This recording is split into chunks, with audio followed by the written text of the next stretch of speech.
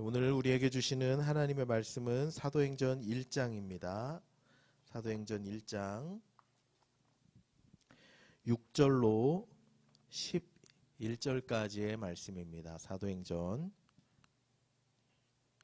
1장 6절로 11절까지의 말씀인데요. 저와 여러분이 한 절씩 교독으로 받들어 읽고 마지막 11절은 합독하겠습니다.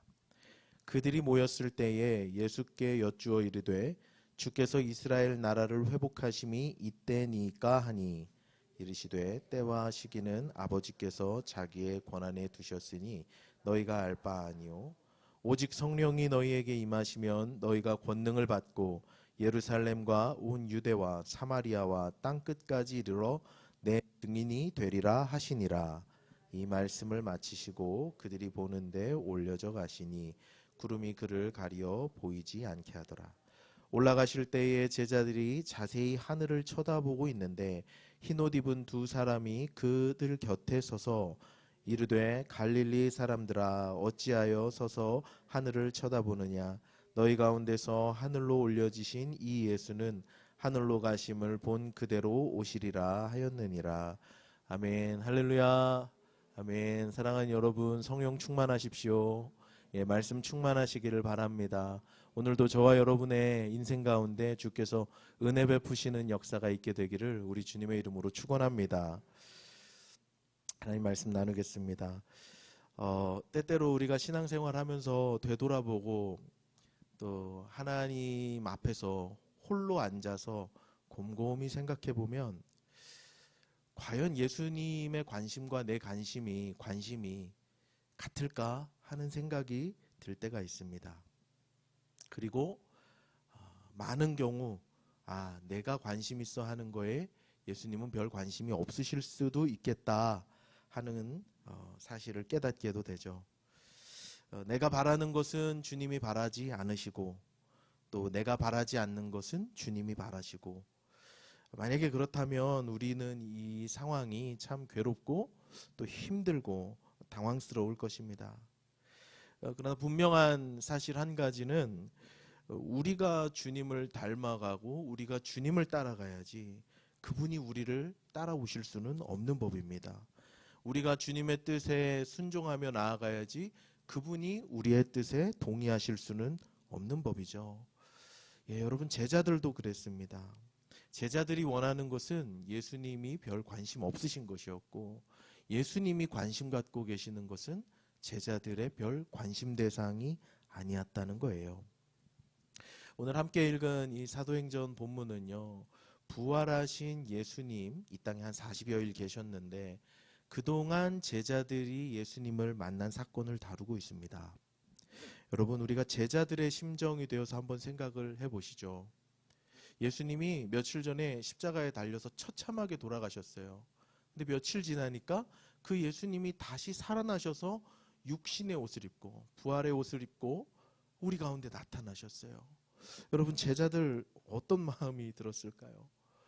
제자들은 아마 굉장히 감격했을 거예요. 우리가 상상할 수 없을 정도로 감격하고 놀라서 너무 좋았을 것입니다. 이렇게 말하지 않았겠어요? 그럼 그렇지. 우리 예수님이 어떤 분이신데 폭풍을 잠재우시고 죽은 나사로를 살리시고 그러셨던 분이신데 고작 로마 군인들의 처형에 돌아가실 리가 없지 생각하면서 막 또 기뻐했을 것입니다. 제자들에게는 여러분들이 이미 다 잘 알고 계시겠지만 예수님을 따라다녔던 그 핵심 제자들에게는 한 가지 소망이 있었어요. 소망이라기보다는 야망이라고 표현하는 게 더 어울리겠습니다. 그게 뭐냐면 지금 이스라엘이라는 나라는 마치 대한민국이 일본에게 억압당하고 지배받던 시절과 같이 이스라엘이라는 나라는 로마의 속국이 되어 있거든요. 그러니까 제자들 가운데에는 그런 의문이 드는 거예요. 구약 성경을 수도 없이 읽어온 제자들도 유대인이었단 말입니다. 그래서 성경에는 분명히 이스라엘의 영광이 회복되고 메시아가 오시면 이스라엘이 회복된다고 약속을 하셨는데, 그리고 예수님이 바로 그 메시아시라고 믿고 3년을 따랐는데 예수님이 십자가에 처참하게 돌아가셨단 말이에요. 그리고 며칠 지나니까 다시 살아나셨어요. 자, 그럼 제자들은 당연히 어떤 생각을 할까요? 아, 이제 극적인 역전 대드라마가 펼쳐지는구나, 이런 생각을 했겠죠. 제자들은 예수님이 십자가에서 돌아가시는 그 충격적인 장면을 보고 시리에 빠졌지만 부활하신 그 예수님을 다시 만나고 나서는 그들이 가지고 있었던 그 야망이 다시 한번 불타오르게 됩니다. 무슨 말이냐면 제자들의 관심은 하나님이 말씀하시는 하나님 나라가 아니라 그들이 살고 있었던 그 이스라엘에 국한되어 있었다는 거죠. 이 제자들의 야망은 해소되지 않았습니다. 예수님이 그렇게 십자가의 고난과 부활의 메시지를 제자들에게 주셨음에도 불구하고 전혀 깨닫지 못하고 부활하신 예수님을 만나서도 그들은 전혀 깨닫지 못했어요. 6절 말씀을 보겠습니다. 그들이 모였을 때에 예수께 여쭈어 이르되 주께서 이스라엘 나라를 회복하심이 이때니까 하니. 이스라엘 나라를 회복하심이 바로 이때입니까? 이렇게 물어보죠. 제자들의 관심은 하나님 나라가 아니었어요. 그냥 이스라엘이었어요. 자기들의 조국 이스라엘. 하나님 나라가 온 우주를 넘어서는 그 하나님 나라가 이스라엘 안에만 있는 줄 알았던 거예요. 여러분, 구약에는요, 당연히 이스라엘 중심으로 하나님께서 말씀하시고 약속하시고 메시지를 주시는데, 구약에서 받은 이스라엘이 구약에서 받은 그 하나님 나라의 약속의 말씀은 이스라엘에 국한되는 것입니까? 아니면 이스라엘이 세계와 열방을 대표해서 받은 약속입니까? 1번입니까? 2번입니까? 당연히 2번이죠. 이스라엘은 대표자들이었어요. 하나님의 약속을 받는 대표자들. 그런데 이스라엘은 하나님께서 주신 그 약속과 축복을 독점적으로 이용하려고 했던 것이죠. 그래서요, 유대인들은요, 상식적으로 우리 같은 한국 사람은 다 이방인들이잖아요. 이방인을 하나님이 왜 창조하셨는가 묻잖아요. 뭐라고 대답하는지 아세요? 지옥의 땔감으로 쓰려고 창조하셨다. 이게 그들 상식이었어요.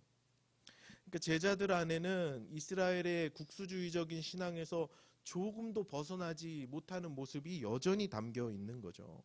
하나님 나라가 이스라엘의 그 자그마한 영토 안에만 들어있다고 생각한 거예요. 하나님 나라를 자기 생각의 크기만큼 축소시켜 버린 겁니다. 그러니까 제자들이 원하고 기대하고 바라는 바는 우리 하나님이 생각하시는 것과는 전혀 다른 것이었죠. 그런데 우리 하나님 아버지의 뜻은 무엇이었습니까? 8절 말씀인데요. 함께 읽겠습니다. 1장 8절입니다. 시작. 오직 성령이 너희에게 임하시면 너희가 권능을 받고 예루살렘과 온 유대와 사마리아와 땅끝까지 이르러 내 증인이 되리라 하시니라. 하나님의 관심은 어디 있느냐? 제자들의 관심은 이스라엘 땅 안에 머물러 있는데 하나님의 관심은 그게 아닌 거예요. 그건 너무 작은 거예요. 그것을 뛰어넘어 가야 하는 게 하나님의 관심이었던 거죠. 그러니까 제자들은 지금 자기들의 편협한 신앙으로 하나님 나라를 이스라엘 안에서만 찾으려고 하는데 예수님 뭐라고 하시냐면 성령이 임하면 너희들은 예루살렘을 뛰어넘을 거야. 그래, 예루살렘 뛰어넘어서 유대 지역까지 가겠지. 유대 지역 뛰어넘어서 너희들이 원수처럼 여기고, 죄송합니다, 개만도 못하게 여기는 사마리아가 너희들의 복음 전도 대상자들이 될 거야. 또 너희들이 전혀 관심 없었던 땅 끝까지 이르러 증인이 될 거야. 이렇게 말씀하고 계시는 거죠. 그런데 여러분, 이런 어리석은 모습이요, 2000년 전 제자들의 모습뿐만은 아니에요. 이것은 오늘을 살아가는 수많은 그리스도인들의 모습이기도 합니다. 그러니까 우리가 성경에서 나오는 인물들의 이야기를 보고 아유 한심하다 이렇게 볼 게 아니라 그 모습이 우리 안에 있음을 발견해야 돼요. 여러분, 많은 그리스도인들이 신앙생활을 하면서 하나님 나라에 관심 없거나 하나님 나라를 너무 축소해서 생각합니다. 여러분, 우리가 사도신경에서 공교회를 믿는다 하잖아요. 언젠가 한번 블레싱맘에서 말씀드린 적이 있던 것 같은데요. 이 공교회는 영어로 하면은 캐톨릭 처치이기도 하고 유니버셜 처치거든요.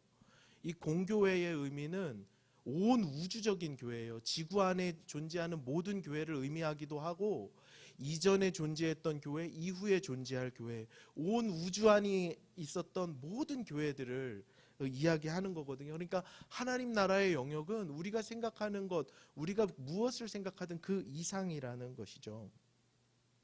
그런데 우리는 너무 축소해서 생각해요. 신앙생활하면서 하나님 나라를 생각하지 못하고 내가 바라보고 있는 이 제자들이 바라봤던 그 이스라엘처럼 내가 바라보고 있는 이 좁은 시야 안에 하나님 나라가 다 있다고 생각하고 다른 데는 눈길 한번 주지를 못합니다. 내가 처한 문제가 크기 때문에 더 큰 뜻을 바라보지 못해요. 내 사업, 내 가정, 내 건강 문제에 함몰되어 있다 보면 하나님이 나를 향한 더 큰 그 나라의 비전을 품고 계시는데 그걸 바라보는 눈이 어두워져 버려요. 저는 지금 내 사업, 내 건강, 내 가족 중요하지 않다 이런 얘기가 아니라요. 나를 향한 하나님 나라의 비전은 내가 생각하는 그것보다, 내가 기도하는 거기보다, 내가 관심 있어 하는 그것보다 훨씬 더 크다는 이야기를 하고 있는 겁니다. 여러분, 목사라고 다를까요? 전혀 그렇지 않습니다. 여러분, 별로 이렇게 목사님들에 대해서 예우와 존경과 또 이런 건 하시지만 크게 기대를 안 하셔도 돼요. 목사 똑같습니다. 제가 생각할 땐 똑같아요. 다를 게 없습니다. 그냥 뭐 아무래도 직업적으로 이 교회에 있다 보니까 조금 더 하나님 생각하겠죠. 전문적으로 말씀을 배우고 연구하다 보니까 하나님 말씀을 더 깊이 묵상하겠죠. 기도 좀 더 할 수 있지만 본질적인 죄악이 다르진 않아요. 똑같다고 봐요. 제가 여러분 오해하지 말고 잘 들어주세요. 천주교에 부러운 게 딱 하나 있습니다. 천주교가 잘한다고 생각하는 게 딱 하나 있어요. 그리고 그에 반해서 그 부분에서만큼은 개신교가 너무 못한다고 생각하는 게 있습니다. 그게 뭐냐면요. 이런 얘기를 할 수 있겠는데요. 천주교는 성당이라고 우리가 부르잖아요. A 성당과 B 성당이 다 같은 성당이에요. 무슨 말이냐면 여러분 다 아시죠? 천주교의 본점은 어디 있습니까? 천주교의 본점 로마 바티칸에 있잖아요. 나머지는 다 대리점이에요. 그러니까 A 성당이 잘못되면 바티칸에서 관심을 갖고 도와줘요. 그러니까 A 성당이 잘 된다고 해서 A 성당 뭐 담당 신부님의 연봉이 올라간다거나 차가 바뀐다거나 아파트 평수가 그런 게 없거든요. 그러니까 이들은 전 세계 안에 천주교가 하나라는 그 의식이 있습니다. 단점도 있어요. 그러니까 신부님들이 열심히 없어요. 부흥시키려거나 전도하려거나 성도를 돌보려는 열심은 별로 없어요. 개신교 목사님들만큼의 헌신과 열정은 절대 찾아볼 수 없지만 그래도 그들은 하나라는 그런 게 있어요. 하나님 나라를 꽤 크게 봅니다. 그런데 개신교는요. A교회와 B교회가 뭐 신학적으로는 한 교회죠. 그러나 다르잖아요. 담임 목사님이 다르고 성도님이 다르고 우리 재정 A교회 재정이 바닥나도 B교회에서 지원 안 하잖아요. A교회가 문 닫기 직전까지 가도 C교회는 관심도 없단 말입니다. 그러다 보니까 개교회 중심주의가 너무너무 많이 드러나고 있어요.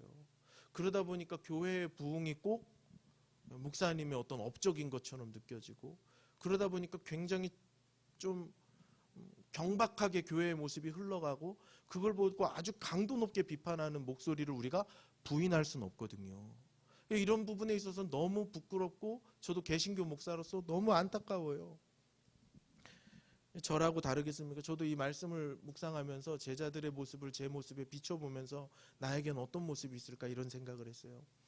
모든 목사님은 당연히 설교를 잘하고 싶어 할 거예요. 저도 그렇습니다. 왜냐하면 두 가지 마음이 있는데요. 첫 번째는 하나님께서 제게 맡겨주신 양무리들에게 하나님의 말씀을 왜곡하지 않고 전달하고 싶은 부정한 입술이 진리를 왜곡하지 않고 하나님 말씀을 가감없이 사람 눈치 보지 않고 전달하고 싶은 목자의 마음이 있어요. 그래서 설교를 잘하고 싶은 마음이 있습니다. 그래서 책을 어떻게든 더 보려고 하고 성경을 어떻게든 더 깊이 읽으려고 하고 그렇게 설교를 준비를 하거든요.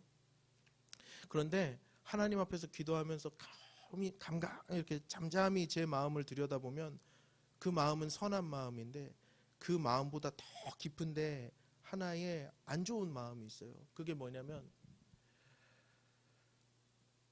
훌륭하게 목회하시고 성공적으로 목회하시고 은퇴하셨던 훌륭한 선배님들, 목사님들 있잖아요. 여러분들도 유튜브로 들으시는 분들, 저도 그런 분들을 존경하거든요.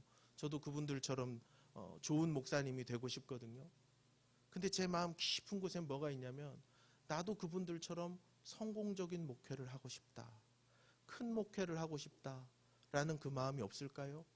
없다 그러면 거짓말일 거예요. 그리고 이거는 아무리 포장을 잘 해줘봐야 욕심 말고 다른 것으로는 표현이 안 돼요. 욕심이에요. 그건 죄악이에요. 탐욕이에요.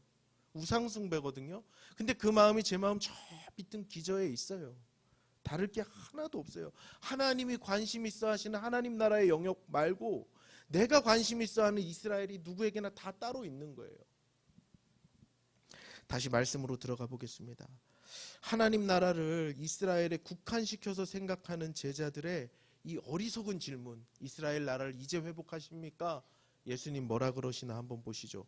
7절과 8절인데요. 7절과 8절을 한 번만 더 같이 읽겠습니다. 시작. 이르시되 때와 시기는 아버지께서 자기의 권한에 두셨으니 너희가 알 바 아니오. 오직 성령이 너희에게 임하시면 너희가 권능을 받고 예루살렘과 온 유대와 땅 끝까지 하시니라. 아멘. 그리고 9절 보시면요, 이 말씀 마치고 예수님 승천하시죠. 그러니까 사도행전 기록에 보면 예수님의 마지막 유언이 이 1장 8절 말씀인 거예요. 마태는 다른 어로로 기록했죠. 너희는 가서 모든 족속으로 제자를 삼아 아버지와 아들과 성령의 이름으로 세례를 주고 내가 너희에게 가르쳐 분부한 모든 것을 가르쳐 지키게 하라. 볼지어다 세상 끝날까지 함께한다. 근데 이제 사도행전을 기록한 누가는 이걸 이렇게 표현을 했는데요.